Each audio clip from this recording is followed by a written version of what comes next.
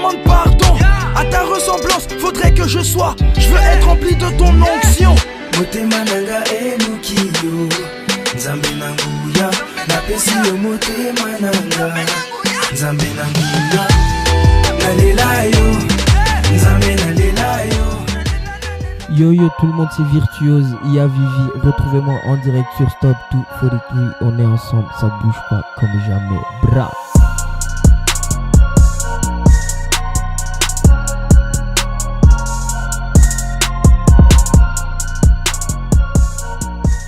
Hi everyone, welcome back to Stop 243. Happy New Year 2020. My name is Dio and you're watching Stop 243. Today I have with me a rapper from Belgium. His name is Virtuose and people call him Iya Vivi. Yeah. Iya Vivi, salut. Salut. Ça va? Très bien et toi? Oui, ça va très bien. Et Atlanta, ça va? Super, une super ville. Franchement, faut que je vienne ici plus souvent. Ok, so Virtuose. Pourquoi ce nom? Pourquoi Virtuose? D'où tires-tu l'origine? Virtuose, c'est à la base le surnom d'un meilleur ami à moi qui est décédé en 2010 dans un accident de voiture.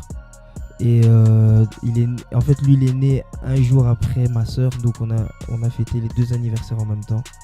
Et en partant de chez moi, en fait, il est mort. Et dans la langue française, genre Virtuose, c'est quelqu'un de super adroit, super exigeant avec lui-même, qui se donne les moyens pour réussir ce qu'il fait. Et d'une part, ça pouvait paraître un peu prétentieux de prendre ce nom. Mais pour moi, c'était plutôt le contraire, en me disant que c'est le meilleur moyen de lui rendre hommage. Parce que je pense que la meilleure façon de faire plaisir et de rendre hommage aux gens qui sont partis, c'est de faire les choses comme ils auraient souhaité qu'on les fasse. Donc Virtuose, ça vient de là. Ça vient de là. Yeah. C'était son nom? Non, c'était son surnom. Parce que lui aussi, il rappait. Et c'est son grand frère qui lui a donné ce blaze là. Et donc du coup, lui, il a Virtuose. Et puis moi, une fois, quelqu'un m'a appelé Iya Vivi. Et j'ai dit, oh, c'est bien ça. Et j'ai dit ça dans une chanson. Donc Iya Vivi pour les intimes. Hein? Yeah. Ok, donc rappeur chrétien ou rappeur tout court? Ouais, rappeur chrétien et en même temps chrétien qui fait du rap. Je suis les deux en même temps. Yeah, parce que aujourd'hui, on voit qu'il y a beaucoup de choses à dire dans la vie qu'on est en train de mener. Qu'elle soit chrétienne ou pas, on vit des choses, on vit des expériences qu'on a envie de partager aux gens. Et moi, j'ai envie justement de partager mes expériences en expliquant en même temps comment je m'en suis sorti. Et donc du coup, c'est pour ça que je prends la casquette de rappeur chrétien, parce que dans un premier temps, c'est le public chrétien qui me suit depuis le début, parce que c'est là que j'ai commencé. Et en même temps, je prends aussi la casquette de chrétien qui fait du rap pour les gens en dehors, pour qu'ils puissent comprendre certaines thématiques et certaines idées que j'ai envie de faire passer au travers de la chrétienté. Ok, rappeur chrétien. Et comment ça a commencé? Comment tu as commencé à rapper? Comment tu as su que tu devais devenir rappeur? Moi, j'ai commencé quand j'avais 7 ans. Je joue à la batterie. À la base des bases, je suis un drummer, je joue la batterie. Et puis, j'ai fait ma première scène en tant que rappeur, j'avais 9 ans. Dans un groupe qui a été fondé donc dans l'église dans laquelle on était. On avait créé un groupe de rap pour un événement de jeunes. Et c'est comme ça en fait que ça a commencé. J'ai commencé à 9 ans. On a fait 11 ans ensemble. Donc avec le groupe là, on a fait 11 ans. Et ouais, sur le chemin, en fait, je me découvrais petit à petit. J'ai toujours su, étant petit, que j'allais faire de la musique. Parce que, genre, quand j'étais petit, je mettais des casseroles par terre. Je tapais dessus. Et ma maman, elle m'a acheté une batterie très tôt. Et du coup, c'est comme ça que directement, je savais que je voulais être dans la musique. Je ne savais pas comment, je ne savais pas pourquoi, mais je savais que mon truc, c'était la musique. Et puis après, de là, de fil en aiguille, on a développé plusieurs choses. Et c'est comme ça qu'à un moment, je me suis dit, je vais d'abord me focaliser sur l'aspect rap, parce que j'ai envie de ou du moins j'ai envie de dire l'aspect vocal, parce qu'il n'y a pas que du rap, pour pouvoir un peu m'exprimer et me situer et parler un peu des expériences que j'ai eues. Et maintenant, combiner à tout ça les d'autres choses que je fais, la mode, la batterie et autre chose. Ok, oh, ouais, that's good. Et combien d'albums as-tu? Là, j'en ai un. Solo, j'en ai un, mais dans le groupe dans lequel j'étais, on en a fait 2. Ok, solo, t'en as. Yeah. Avec combien de chansons dans ton solo? 11. chansons. Yeah. Wow. Et as-tu une chanson préférée Ça, c'est la question la plus dure en tout cas. Parce que mes chansons préférées ne sont pas encore sorties. Mais de ce que j'ai sorti, ma préférée, ça reste quand même Matana Lola. Et c'est quand même celle qui... Je sais pas, celle qui me représente le mieux quand même. En tout cas, qui représente surtout le mieux l'énergie dans laquelle j'étais quand j'ai fait l'album. Pourquoi Matana Lola? Pourquoi? Parce que c'est... disons, au moment où j'étais en train d'écrire l'album, que j'étais en train de le faire, en train de le concevoir, c'était comme... c'est comme quand en fait, on t'annonce que tu vas être papa. Tu vois? Moi, j'ai pris mon projet vraiment comme mon bébé. Donc j'avais un peu toute la pression, que ce soit financière, que ce soit intellectuelle, que ce soit spirituelle. J'avais besoin un peu de sortir de ma zone de confort. Et en même temps, quand je faisais pas de la musique, j'étais avec mes potes, on rigolait tout le temps. Je suis super extraverti. Et donc du coup, cette chanson, c'était vraiment un mix des deux où la musique est super extravertie. Mais si on fait attention aux lyrics, ligne par ligne, on se rend compte qu'il y a des choses quand même que je dis, tu vois. Donc c'est vraiment la chanson qui est, on va dire, le juste milieu entre mon énergie et le message que j'ai envie de faire passer. Mais ça a quand même bougé, Matana Lola. Quand même, hein. Ça quand même bougé. Ouais, quand même, dans les mariages, dans les anniversaires, dans les fêtes, dans des dots, tous les événements de joie, il y avait Matana Lola. Ça a quand même bougé, Matana Lola. Yeah. Et c'est... dans quelle année elle t'a sorti? En 2017. Dans 2017. Yeah. J'exige des bords de joie. Mettez de côté votre négligence et n'hésitez pas à suivre Yahweh. Je vais le répéter, y a de la redondance, pas faire les mêmes pas, père et pitié. Mata, la Lola. Na tombolier, de toi je suis velo. Mata, la Lola. Na tombolier, de toi je suis velo. Pompi, je fais des mélodies avec Mata la Lola. Pompi, je fais des mélodies avec Mata la Lola. Tu prépares un nouvel album bientôt? Yeah. Prévu un moment pour 2020. 2020. Si Dieu fait grâce, ouais. Un double album. Un album afro. Et l'autre côté sera un album européen. Parce que j'ai envie de mettre en avant mes deux cultures. Parce que je suis totalement africain. Parce que je suis congolais d'origine. Avec un quart du Maroc. Et de l'autre côté, j'ai grandi en Europe. Donc je suis vraiment un afro-européen. Et donc j'ai envie de faire 2 albums qui reflèteront en fait tout le côté congolais. Donc dans le lingala, dans les expressions, dans la musicalité. Et de l'autre côté, un album européen, mais que les deux se lient en fait avec ma foi chrétienne. Toujours. Ton album européen sera en français Français. Bon, maintenant je suis américain. Peu d'anglais. Peu d'anglais quand même. Ça sera intéressant. Et français, anglais. Puis on sait jamais ce qui peut se passer d'autres langues, on sait pas. Ah, ok. De quoi t'inspires-tu dans tes chansons? Principalement de ma vie. Parce que généralement les gens disent qu'ils s'inspirent de Dieu. Mais Dieu utilise notre vie comme un témoignage. Donc en s'inspirant de ce que Dieu a fait pour toi, tu t'inspires quand même de Dieu. Donc je m'inspire des deux. Ça veut dire que il y a des chansons où j'ai besoin de regarder d'où je viens pour les composer. Il y a des chansons où j'ai besoin par exemple de voir dans la Bible par exemple ce qui s'est passé, un miracle ou quelque chose, et créer une thématique autour de ça. Mais ça dépend vraiment des chansons. Ça dépend. Il n'y a pas une formule vraiment où tu te dis voilà, ça c'est la formule d'inspiration. C'est vraiment sur le coup et sur le tas. Et comment décris-tu ton album? L'album que j'ai sorti là avant, Ce que tu as sorti. dynamique déjà, parce qu'à cette époque-là j'étais trop fou. dans le bon sens, mais j'étais trop éparpillé un peu dans les projets que je faisais en dehors de la musique. Et moi j'ai toujours voulu faire une musique qui reflétait aussi ce que je vivais dans ma vie, parce que je pense que c'est important d'être vrai avec les gens qui nous suivent, qui aiment ce qu'on fait. Donc le premier album il est super énergique. En même temps il est déjà un petit peu les deux projets que je sors, parce que l'album il est un peu en deux parties, genre les 5 ou 6 premières chansons c'est trap, hip-hop, etc. Et les j'ai fait combien de chansons? 11. Donc les 5 dernières elles sont afro.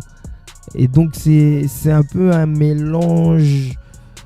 C'est un petit peu un mélange d'énergie des deux origines. C'est un peu un commencement, c'est un peu une introduction. Donc le deuxième album ne sera pas dynamique, non? Si, il le sera encore. Mais il sera dynamique d'une façon, on va dire, beaucoup plus évoluée, parce que entre temps j'ai évolué spirituellement, physiquement, dans mes goûts et mes couleurs. Donc il y a des choses qui ont changé. On perdra jamais la dynamique, parce que dans ma personnalité, même en dehors de la musique, je suis super dynamique et tout. Donc c'est quelque chose que j'ai pas envie de changer. Mais maintenant je le fais de sorte juste je le tourne juste de sorte à ce que voilà, l'énergie soit vraiment consolidée de la bonne manière, dans les bonnes chansons et dans la bonne vibe. Yeah. Et ta musique, tu penses qu'elle touche aussi des non-chrétiens À 100%. À 100%. Yeah, parce que, comme je disais, une fois je parlais avec quelqu'un, un non-chrétien justement, et je lui demandais ce qu'il avait attiré dans ma musique. Il me disait que c'était ce qu'il avait vu. Et puis il s'est intéressé à ce que je disais. Parce que les gens, en tout cas en dehors des églises, ont une vision des chrétiens super droits, tu vois, habillés d'une certaine manière, qui parlent d'une certaine manière, etc. On n'est pas là pour casser les codes à 100%, mais entre-temps, il y a des choses dans la vie qui changent. On n'est pas en train de dire que, par exemple, à l'église, on tolère tout, on permet à tout le monde de faire tout et n'importe quoi.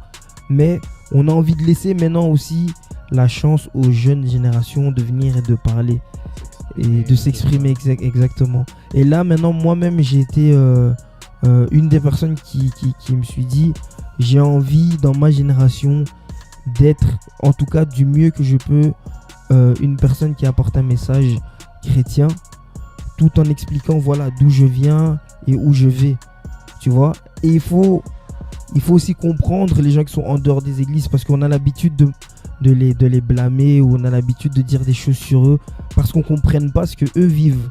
Mais une fois qu'on parle avec eux, on se rend compte qu'en fait il y a beaucoup de choses qu'ils attendent de nous les chrétiens qu'on leur donne pas simplement parce qu'on ne veut pas, mais parce qu'on se comprend pas, tu vois. Et du coup, quand moi j'ai fait une musique qui en tout cas pouvait leur parler par la même occasion, mais il y en a beaucoup qui se sont sentis concernés, et c'est là qu'on a commencé à parler, qu'on a commencé à développer, et qu'il y en a qui se sont intéressés à la vie chrétienne. Il y en a même qui sont venus à l'église and stuff. Y'a que toi qui m'as remarqué. Y'a que toi qui m'as remarqué. Y'a que toi qui m'as remarqué. Y'a que toi qui m'as remarqué. Nathalie Nalibanda, Pena Mokili Mobimba, no. Esika Moko na Fanda, Nafana de na Kimia, no. Nazala Kikoluka Kimia, Yo Pesinga ya solo, Nalobi Pena Koloba, Ozatata ya solo. Et que comptes-tu accomplir dans ta musique? Beaucoup de choses.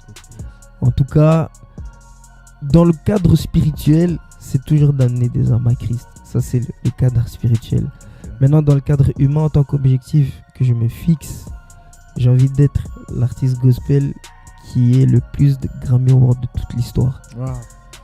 J'ai envie d'être vraiment celui qui va avoir... Pas pour devenir orgueilleux ou quoi, mais pour montrer que c'est possible, et que pour expliquer aux gens, bah, si tu veux aussi tout ça, bah, suis la personne que je suis en fait. Tu vois, Et donc je me dis, il faut aussi avoir des objectifs en tant qu'humain, parce que si on se dit seulement qu'on laisse tout comme ça, bah autant ne pas faire de musique pour les gens, tu vois. Si on fait quelque chose pour les gens, il faut se dire aussi que ces gens-là ont un standard, ont des attentes, ont une qualité qu'ils attendent, donc il faut la leur donner. Maintenant, moi, ce que je veux, c'est sortir de ma zone de confort et à chaque fois faire mieux, faire plus, pour que à chaque étape qu'on fait, ben on arrive à gagner des âmes et en améliorant en fait l'image que les gens ont de nous, les chrétiens, de temps en temps.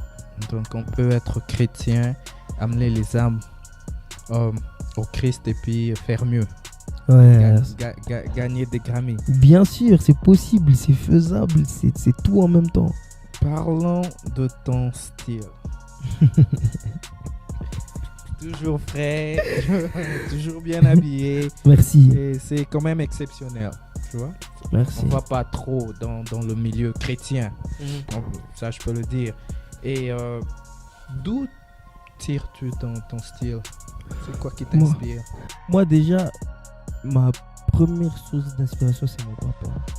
Il a des costumes, je te dis, quand il met ça, il n'y a personne sur la terre qui peut le dépasser. Mon père, il est trop chaud, il défrise ses cheveux parfois, tout ça. Il met ça en arrière. Oh, mon père, il est trop chaud. Et ma mère aussi. En fait, mes deux parents, mes deux familles, donc ma famille paternelle et ma famille maternelle, aiment s'habiller. Donc, moi, je suis un peu né dedans, sans pour autant être dans les clichés des gens qui aiment s'habiller, tu vois. Maintenant, le truc, c'est que moi, avec le temps, j'ai commencé à trouver un style qui me serait propre en m'inspirant un peu de tout ce que je vois, parce que je m'inspire un peu de l'Amérique, je m'inspire du Congo, je m'inspire de l'Europe, je m'inspire un peu de tout. Et donc, je me dis, j'ai envie de mettre ces univers ensemble et de pouvoir m'habiller comme je m'habille, tu vois. Et après, je pense aussi que ça permet aussi de véhiculer un message. Tu vois, là, une tenue vestimentaire, ça peut aussi dire beaucoup de choses. Et je pense que le fait de montrer aux gens que voilà, en étant jeune, on peut s'habiller cool et décemment, je pense que ça peut aussi aider les gens à être dans une vibe où ils ne vont pas s'empêcher d'acheter les belles choses, mais il ne faut pas être esclave de ces choses-là. Tu vois? Donc tu penses que ton style attire plus les jeunes? Je crois que ça attire tout. Hein. Après, je sais pas, les mamans, quand ils vont me voir, le jour où je vais me marier, je suis obligé, tu vois. Mettre des costumes, là, peut-être ce serait des pantalons longs, je sais pas. Mais en tout cas, j'essaye de rester naturel, j'essaye de rester moi-même. Et pour l'instant, ça m'a, Dieu merci, ça m'a pas posé de problème. À part mes cheveux, de temps en temps, et mes piercings, de temps en temps. Mais... Ah, donc il arrive que les gens disent que ça ne fait pas chrétien, non? Ouais, souvent. Ça, c'est pas chrétien, tout ça. On a beaucoup jugé ma foi par mon apparence. Par ton apparence. Et c'est là que je me dis que finalement, on a l'habitude de dire certaines choses par rapport à la Bible. On a toujours l'habitude de dire non, voilà, il faut pas faire ci, il faut pas faire ça. Mais nous, la première chose qu'on fait entre nous chrétiens, c'est se juger parce qu'on se dit ah ouais, si lui il est comme ça, donc forcément il doit être ça. Et ça, c'est quelque chose en tout cas que moi, je sais qu'aujourd'hui, j'ai pas la capacité de changer toute la mentalité des chrétiens. Mais en tout cas, si je peux changer la mentalité d'un seul et de lui dire la foi, ça va au-delà de ce que tu vois. Tu vois, la foi, ça va au-delà de ce que tu penses, au-delà des apparences, tu vois. On peut être là, être habillé en costume, cravate, mais on peut être les gens qui font les pires choses du monde, tu vois. Et de l'autre côté, on peut être quelqu'un qui s'habille en jean, basket, mettez une personne qui tous les dimanches ramène 10 âmes à l'église, tu vois.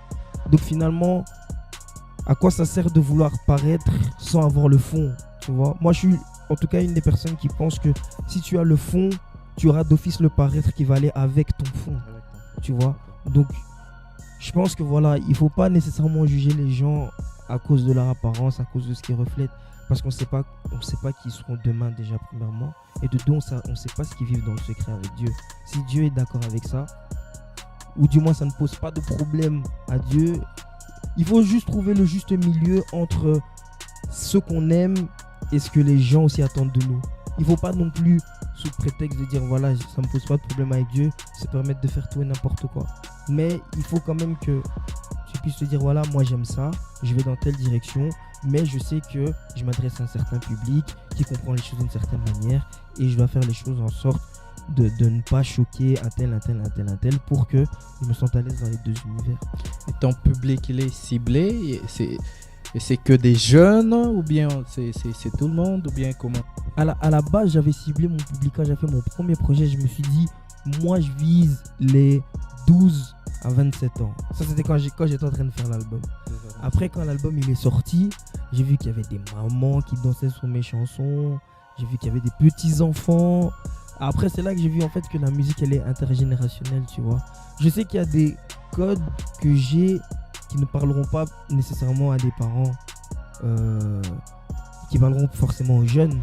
Mais je pense que en ayant une musique un peu adaptée à tout, parce que le meilleur moyen de tester de la musique, c'est sur les enfants ou sur les parents. Si les enfants et les parents bougent la tête sur ta chanson, c'est que tout le monde va aimer, tu vois. Donc son audience n'est pas ciblée, elle n'est plus ciblée. Plus autant qu'avant. Encore un peu quand même, mais plus autant qu'avant. Ok. On va essayer. Parlons un peu de tes chansons. Dans une de tes chansons, tu as dit « Comme tonton Henri, tu seras coach ». Je me suis dit « Tonton Henri ». Ouais, tonton Henri. T'as juste lancé son nom ou bien c'est ton oncle ou comment? Non, tonton Henri, tu sais, lui depuis que j'ai... D'ailleurs, gros big up à tonton Henri. Lui, depuis que je l'ai dit ça, tout le monde me demande c'est qui. En fait, tonton Henri, c'est un tonton de mon église. Okay. Il est coach de vie. Ça veut dire que lui, il a un concept qui s'appelle la minute du coach.